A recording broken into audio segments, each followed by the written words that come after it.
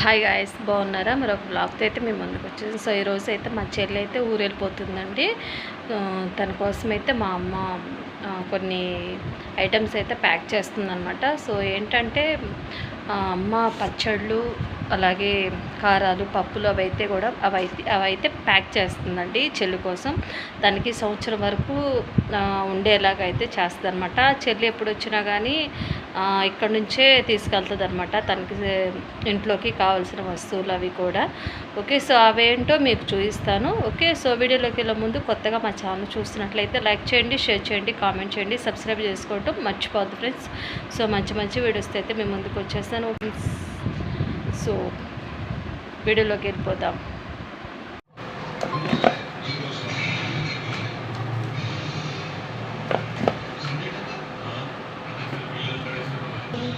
నువ్వే ఎవరు తుడుస్తారు? తడిది వచ్చే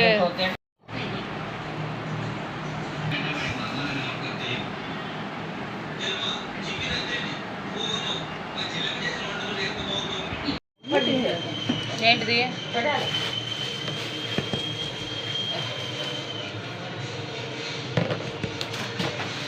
ఇంకోటి పెడప్ప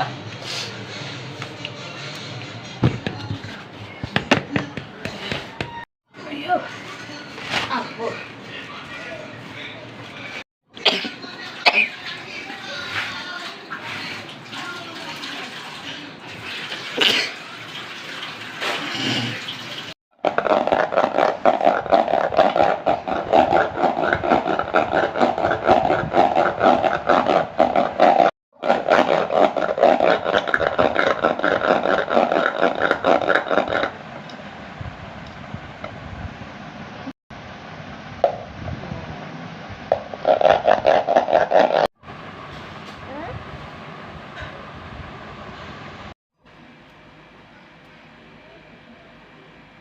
చూసారు కదా, అమ్మ ఇందాక మజ్జిగ చేస్తూ వెన్నపూస తీసింది కదా, వెన్నపూసను అయితే కాచిందనమాట. చూడండి 2 గిద్దల వరకు అయితే వచ్చిందనమాట నెయ్యి. చాలా చాలా బాగుంటుందండి.